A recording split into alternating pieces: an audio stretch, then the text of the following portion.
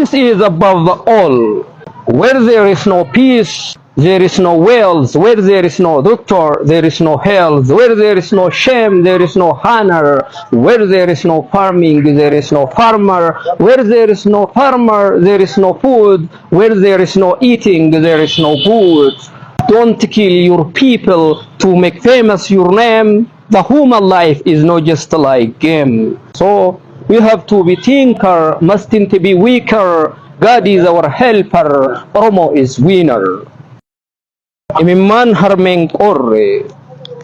Akkuma argaa jirtan imimman harmeen qorre akkamiin miira guutuun waliin taphanna corre.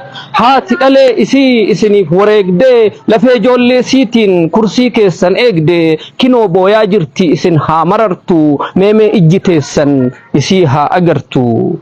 Rabbiif jedhaa kottaa lola kana dhaabaa lammiif jedhaa kottaa lola kana dhaabaa nutti deebistanii jawwee warra kaabaa. Oromoon hammataadha isin maaf hammaattarree Oromoodha ofiin jechaa maaf garaa jabaattarree.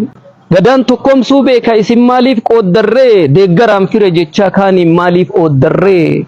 Waan manba'u hojjeteen abbaa maaliif miituree.